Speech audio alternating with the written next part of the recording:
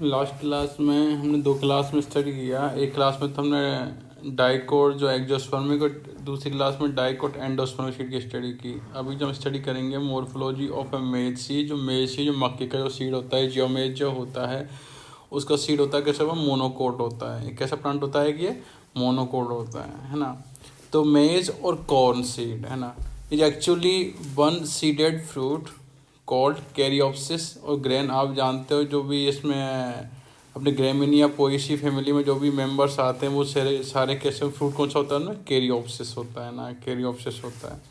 तो कैरियोप्सिस जो फ्रूट है उसमें कैसा होता है, सिंगल सीड होता है। कैसा होता है, एक सिंगल, केवल एक ही सीड या एक ही बीज पाया जाता है। जैसे कि लास्ट टाइम कैस्टर था, कैस्टर में जो फ्रूट था उसमें क्या था, तीन सीड थे ना, थ्री डिफरेंट जो कोकाई बने थे उन थ्री डिफरेंट कोकाई में तीन, एक सिंगल सीड था एक कोकाई में, दूसरे में दूसरा सीड था, तीसरे मतलब टोटल जो फ्रूट था, जो उसमें फ्रूट था कौन सा, साइजो कार्पिक फ्रूट था। तो साइजो कार्पिक फ्रूट में उसमें कितने थे, तीन सीड थे। पर यहाँ पर क्या था, एक सिंगल सीडेड है ना, वन सीडेड। और यहाँ का ये स्ट्रक्चर देखते हैं किस तरीके से है। वही सबसे अपर मोस्ट पार्ट कौन सा होता है, seed seed upper most part होता है वो सीड कोट होता है।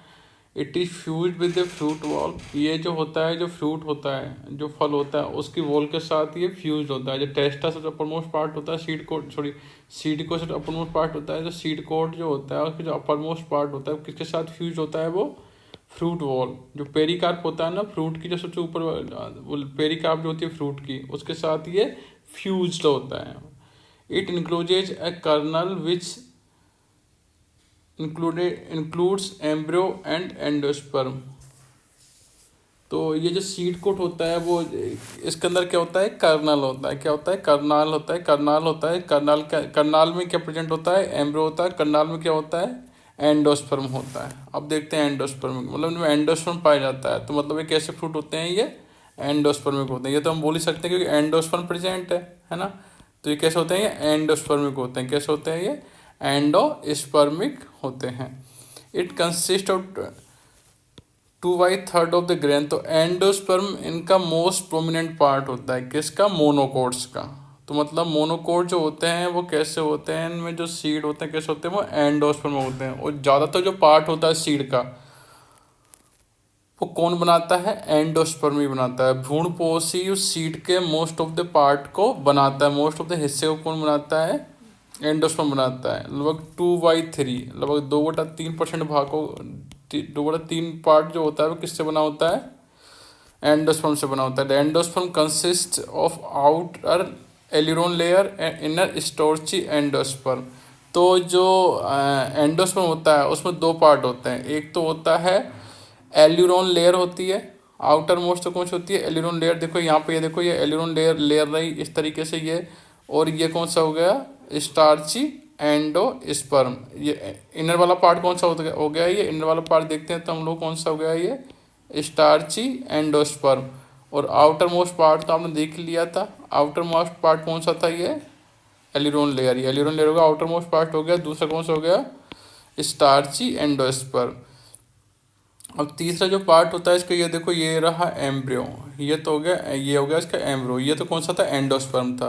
तो एंडोस्पर्म और एम्ब्रियो दोनों पाए जाते हैं किस में, कार्नाल में। कार्नाल किसके द्वारा ढका रहता है, सीड कोट के द्वारा, है ना।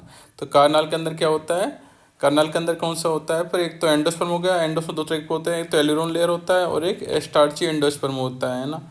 दो पार्ट होते हैं उसके। और नीचे क्या होता है, पूरा पूरा ये नीचे वाला पोर्शन क्या होता है, एम्ब्रियो होता है। क्या होता है, ये एम्ब्रियो होता है। It lies on one side of the starchy endosperm. जो स्टार्ची एंडोस्पर्म के एक तरफ पाया जाता है, दिखा है हमको, appears to be lighter oval area and whole seed. The embryo consist of the scutellum. आपको ये क्योंकि मोनोकोट, तो हमने कहा था मोनोकोट में स्कूटेलम होता है। क्या होता है, वो स्कूटेलम होता है ना।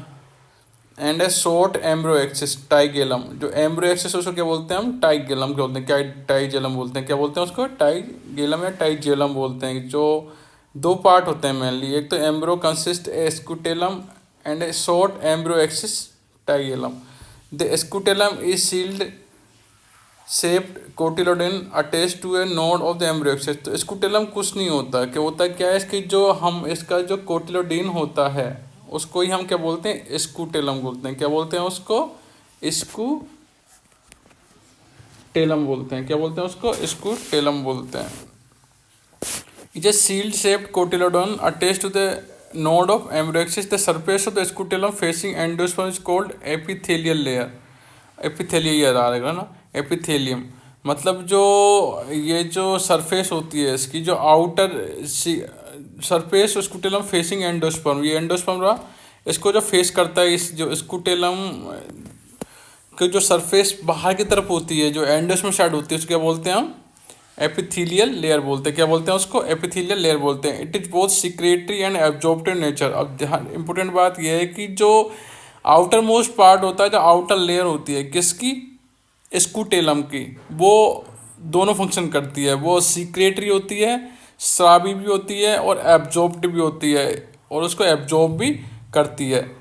जो भी न्यूट्रिएंट्स होंगे या वाटर होगा उसको एब्जॉर्ब भी करती है, उसको स्रावित भी करती है, उसको सीक्रेट भी करती है। The epithelial layer secretes hormones into the endosperm for the synthesis of enzyme required for the solubilization of the food. तो एपिथेलियल लेयर क्या होती है किसकी? स्कुटेलम की। ये कुछ तो सीक्रेट करती है, जैसे हार्मोन सीक्रेट करेगी, तो हार्मोन सीक्रेट करती है। हार्मोन क्या करते हैं? जो भी डाइजेशन में हेल्प करेंगे या फिर सोल्युबलाइजेशन में हेल्प करेंगे, जो फूड है, जो कि एंडोस्पर्म, जाहिर सी बात है एंडोस्पर्म में फूड होता है, तो जो फूड होता है उस फूड में को सोल्युबलाइजेशन के लिए भी हार्मोन्स चाहिए होते हैं, एंजाइम्स चाहिए होते हैं। वो कहाँ से सीक्रेट होते हैं? एपिथेलियल लेयर होती है। किसकी किसकी होती है? एपिथेलियल लेयर, ये ऊपर वाली स्कुटेलम की जो एपिथेलियल लेयर होती है। The solubilized food is absorbed by it and then transferred to. अब दोनों काम कर रही है। एक तो हार्मोन सीक्रेट किया जिससे कि एंडोस्पर्म जो फूड था वो सोल्युबलाइजेशन हो गया, उसका सोल्युबलाइजेशन हुआ, उसके बाद उस फूड को एब्जॉर्ब कर लिया उससे, किसने? उसी एपिथेलियम के द्वारा वो वापस से एब्जॉर्ब कर लिया गया। The embryo axis has plumule upper and radicle, वो पहले पढ़ चुके हैं। Plumule contains a few rudimentary leaves and conical protective sheath called coleoptile. ये देखो कोलियोप्टाइल हो गया, ये शीथ देखो इस तरीके की, ये रहा कोलियोप्टाइल। ये प्लूम्यूल उसके नीचे रहा, इसके ऊपर 2 से 3 कोलियोप्टाइल होते हैं। Has a terminal for the emergence of the first during the germination. The sheath is capable of growth. It consist of future shoot and passing through the soil during the germination. तो या BH जो होता है, plumule होता है। Plumule जो क्या होता है, इससे क्या बनता है? मैंने कहा था पहले, इससे क्या बनता है? सूट बनता है। क्या बनता है? इससे प्लूम्यूल से सूट बनता है ना। द रेडिकल है जो 2 प्रोटेक्टिव शीथ। उसमें तो देखो जो कोलेप्टाइल, इसमें तो प्रोटेक्टिव शीथ दोनों प्लूम्यूल पे भी होती है और रेडिकल पे भी होती है। रेडिकल में कितनी होती है? 2 होती हैं। Inner root cap and outer coleorhiza. एक तो रेडिकल हो गया, ये रेडिकल में क्या करते हैं? एक तो रूट कैप हो गई, इनर साइड क्या होगी? रूट कैप हो जाएगी, और बाहर तक हो जाएगी कोलेराइजा हो गया ना। तो दो जो होता है इसका, 2 इसमें प्रोटेक्टिव शीथ होती हैं। ये दोनों होते हैं ना, कोलेराइजा हुआ, और रेडिकल में इसको जस्ट ऊपर पाया होता है, रूट कैप पाया जाता है ना, रूट कैप पाया जाता है। तो रूट कैप और कोलेराइजा, पहले तो रूट कैप हो गया, दूसरा क्या हो गया? कोलेराइजा। इसकी 2 प्रोटेक्टिव लेयर होती हैं, किसकी? रेडिकल की। It ramifies into the scutellum. The place of origin of the vascular stent from the embryoaxis is called cotyledonary node। मतलब जहाँ से ये इनका ओरिजिन होता है उसको बोलते हैं कोटिलेडोनरी नोड बोला जाता है ना। इस तरीके से ये जो सीड की जो स्ट्रक्चर है हमने पढ़ी। पहले तो हमने पढ़ा डाइकोट होता है, वो एग्जोस्पर्मिक सीड क्या होता है। उसके बाद डाइकोट ही एंडोस्पर्मिक सीड पढ़ा, जैसे केस्टा का एग्जाम्पल लिया हमने। और जो तीसरा जो हमने पढ़ा मोनोकोट। से मोनोकोट में तो एंडोस्पर्म पाया जाता है ना। तो देखो यहाँ पे तीनों की जो स्ट्रक्चर है वो डिफरेंट होती है ना। तो मोनोकोट का हमने एग्जांपल लिया मेज का। मेज किसका है? पोएसी फैमिली का है ना। तो कौन सा एक जो कैरियोप्सिस टाइप का फ्रूट होता है, कैरियोप्सिस टाइप फ्रूट में एक सिंगल सीड ही होता है, चाहे गेहूँ हो चाहे ये मेज हो, कुछ भी हो। तो उसमें 2 तरीके, एक तो एंडोस्पर्म होता है, 2 लेयर होती हैं, जैसे एलिरोन लेयर हो गया और स्टोर्ची एंडोस्पर्म हो गया। एलिरोन लेयर में क्या होता है? अल्फा एमाइलेज वगैरह एंजाइम पाए जाते हैं। अल्फा एमाइलेज वगैरह एंजाइम होते हैं क्योंकि ये जो स्टार्ची एंडोस्पर्म होता है स्टार्च के डाइजेशन के लिए हेल्पफुल होता है ना। तो जो एलिरोन लेयर में इसका डाइजेशन होता है। एलिरोन लेयर से ये जो अल्फा एमाइलेज और बीटा एमाइलेज होते हैं वो सीक्रेट होते हैं, और वो आते हैं किसमें? एंडोस्पर्म में। इसका जो स्टार्च होता है, उसको जो स्टार्च क्या होता है? एक पॉलीसेकेराइड होती है, उसको मोनोसेकेराइड्स में ये तोड़ता है। और जो उसके बाद पढ़ा इसमें कौन कौन सा पार्ट होता है। उसके बाद एम्ब्रियो होता है। एम्ब्रियो में सबसे ऊपर वाला पार्ट होता है जो स्कुटेलम होता है। स्कुटेलम के ऊपर अपर मोस्ट पार्ट एपिथेलियल होती है, एपिथेलियल लेयर होती है। वो सीक्रेट, उसका दो फंक्शन होते हैं, एक तो सीक्रेट करती है, दूसरी क्या करती है? वो एक तो सीक्रेट भी करती है, दूसरा हार्मोन मतलब हार्मोन को सीक्रेट भी करती है, और दूसरा वो एब्जॉर्ब भी करती है ना। तो इस तरीके से ये जो है थोड़ा मोनोकोट है वो डाइकोट से थोड़ा डिफरेंट होता है सीड का स्ट्रक्चर। तो इस तरीके से हमने तीनों चीज़ें पढ़ ली, डाइकोट, एक्जोस्पर्मिक, डाइकोट, एंडोस्पर्मिक, मोनोकोट हमेशा जो होते हैं वो एंडोस्पर्मिक होते हैं। ये तीनों चीज़ें हम पढ़ चुके हैं यहाँ पर। और इस तरीके से सीड की जो मोर्फोलॉजी और जो एनाटॉमी है वो यहाँ पर कंप्लीट होती है।